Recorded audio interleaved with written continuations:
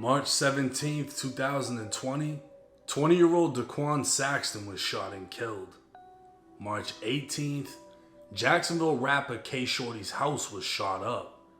9mm, 40 cal, and 7.62 shells would be left at the scene. March 19th, K Shorty's girlfriend was dropping him off when a car pulled in front. Two shooters got out opening fire, killing her and almost killing him. Fast forward to 2025, K Shorty has already been sentenced to 12 years in prison for a rifle, is facing a murder charge, and now his own paperwork. What's up everybody, it's 1090 Jake. I'm rocking with y'all and y'all rocking with me, and for this video, we're going to be speaking on Jacksonville rapper K Shorty, allegedly sliding on ops, telling on ops, and then sliding again. When it comes to drill, Jacksonville has made a name for itself, but the reputation has slowly faded as the many faces of drill have fallen victim to the streets or to the law. 23-year-old Therese Powell, who's more commonly known as the rapper K Shorty, has unfortunately fell victim to both. A documented member of 6 Block, the 6 would be made famous by its most famous rapper, Julio Fulio. The 6 was a set of apartments named Hilltop Village, located on Jacksonville's north side with a long history of poverty and violence. K Shorty was of the younger generation that grew up under Fulio's reign. Another famous name from 6 Block would be none other than Adrian Gaynor Jr., aka Bibby. Mentioned and dissed numerous times throughout the years, Bibby was only 16 when he was gunned down inside Hilltop. K Shorty would describe their relationship like brothers, with Bibby even living in his own home for a period of time. In an interview with Off the Porch, K Shorty would speak on Bibby looking up to Fulio and warning him about how close he was getting, as everyone knew Fulio was the biggest target in the city. When he got killed, it wasn't for him. And that's just me being real. Before he died, a week before he died, I called him on the jail phone, and I say, I see you out there, if you turn, I see you with Fulio, you doing, I'm like, but don't get caught up in that, bro. I was like, you know how bad they want him. They'll get anybody just to hurt him. You know, I'm telling him this. And he's just like, yeah, I know, bro, I be chilling, I don't be on that too much. I just go to the shows and I hang, bro. I don't be on that internet like that. But you done got in trailers, they know who you is now. You feel me? Like, even if you ain't dissing, you around them, so you're a part of it. And that's how he ended up happening to him. And it hurt me so bad, cause I knew like, he ain't deserve that. Bibby's death would be one of many that would affect K Shorty, but one specific murder is believed to have changed him for the worst. 17-year-old Nandi Wyche was living a high school dream. A cheerleader, good grades, and the hopes of attending Florida A&M University. Nandi would even be interviewed by the local news in Jacksonville during the holidays, wishing for a car for Christmas, and her wish would come true. And your wish? My wish? I want a car. On Christmas Day, Nandi woke up to a brand new red Toyota. Life was seemingly on the rise until 3 months later, when it all fell apart. March 19th, 2020, Nandi had just went on a date with her then boyfriend, K Shorty. She drove to Portsmouth Ave and was dropping him off when another vehicle pulled up and 2 men exited. Gunfire erupted as bullets repeatedly pierced the windshield and unfortunately her body. When police arrived at the scene, they'd find K Shorty shot inside the car, alive, but Nandi would be pronounced dead at the scene. Witnessing his girlfriend's death, it was rumored this was the turning point that left K Shorty committed to violence. After all, he was clearly the target in the shooting, and investigators would later learn why.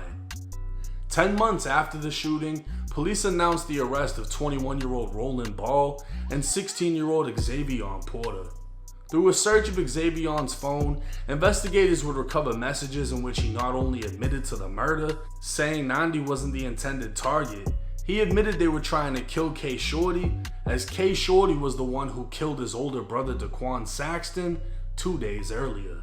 With the announcement of the arrest, the news would report police stated a gray vehicle was seen pulling up in front of Nandi's, before two men got out and opened fire with an AK-47.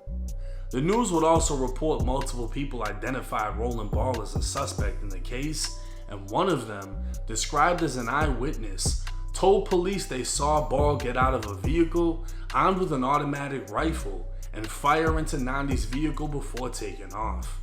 We now know that eyewitness was none other than K Shorty. Roland's lawyer would file a motion to suppress in and out of court identification, and within that motion, they are attempting to throw out K Shorty, identifying Roland as one of the shooters. On April 8, 2022, K Shorty participated in a deposition in an attempt to take back the statements he told to police after the shooting.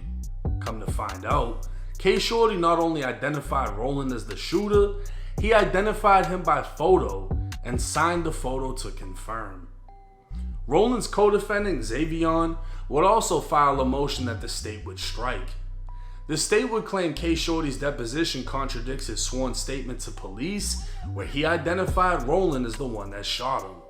The state maintains K Shorty's original answer in his sworn statement is true. Now what happened is, after the shooting, speaking with police, K Shorty was told by a detective if he ever cared about his girlfriend, he would speak, and he did.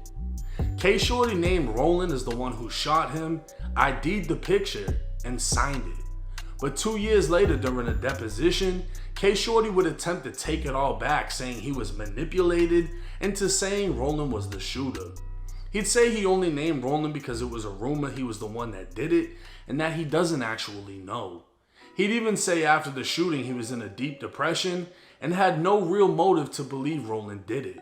When asked again if he'd be able to identify anyone in the car who shot at him, he said no. So K Shorty attempted to take back everything he originally said. Roland was fighting to get K Shorty's statements thrown out, while the state was fighting to say the statements were true and K Shorty was now lying. The case would take another turn when investigators unraveled the motive behind the shooting. With Roland Ball identified, a witness would tell investigators Roland admitted to the shooting and named Xavion as being with him.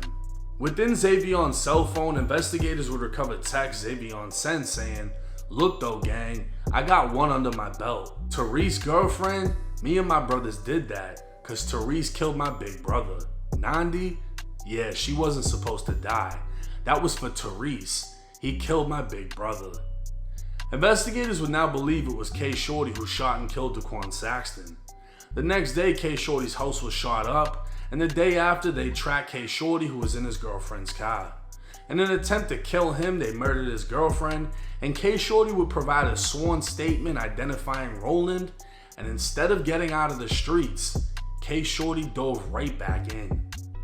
K Shorty currently sits inside of the Duval County Jail, charged with first-degree murder and 2 attempted murders for opening fire on a vehicle and shooting a man in the head. 2 others were inside of the car at that time, including rival rapper Spinner Benz. So on top of being sentenced to 12 years for a firearm, K Shorty may spend the rest of his life in prison. On January 27th, Roland Ball was found guilty of first-degree murder for killing Nandi, attempting to murder K Shorty, and 4 other attempted murders from a separate shooting. His sentencing can be expected soon. No matter how much the truth hurts, it is what it is. K Shorty has lived a harsh life consumed by death and violence, losing friends and even watching his girlfriend die. He's allegedly taken life, and now the state of Florida is attempting to take his by sentencing him to life in prison. But like I said, the truth hurts, and according to the paperwork, K Shorty was not only sliding, but telling on his enemies and sliding again. Now everybody in Jacksonville is going crazy about this situation. A lot of people already felt like K Shorty ratted in the past. Now the proof is finally out. And then you got a lot of other people that are upset that it's they homie getting exposed. I had a lot of people hitting me up saying, how come you ain't exposed J-Dot? He exposed himself. When that paperwork dropped, he admitted that it was him and that he was a juvenile and that he wasn't in the streets at the time. There's nothing else I can fucking add on to that. He said he told. What the fuck you want me to do? So for everybody in my DM about J-Dot, like John Wall, Go talk to him about that. Don't DM me about it because your homie told. At the end of the day, K Shorty did what he did. He got locked up, found out he's got some fucked up charges, and then tried to take the statement back. Now, if he didn't tell y'all he made a statement, that's on him, but he identified the shooter at the end of the day. Now, he identified the shooter. There's no other way around it. You can sympathize with him and be like, oh, but he watched his girlfriend die and he got shot. It allegedly happened because he killed somebody. Then after he got shot, he allegedly went and killed another person.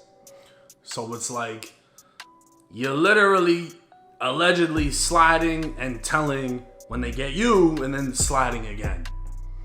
It is what it is. I don't really have a personal opinion because I don't really give a fuck. But bro told, and it's just another fucking crazy turn in the world of drill in Jacksonville. But let me know y'all's thoughts and comments in the comments section. I'll be waiting to see what y'all got to say. It's 1090 Jake. I'm rocking with y'all and y'all rocking with me. And y'all jump on Crime Circus. Ask him if he can get the deposition from April 8th. And if he can get the interrogation footage from when Kshordy apparently gave up rolling. Till next time.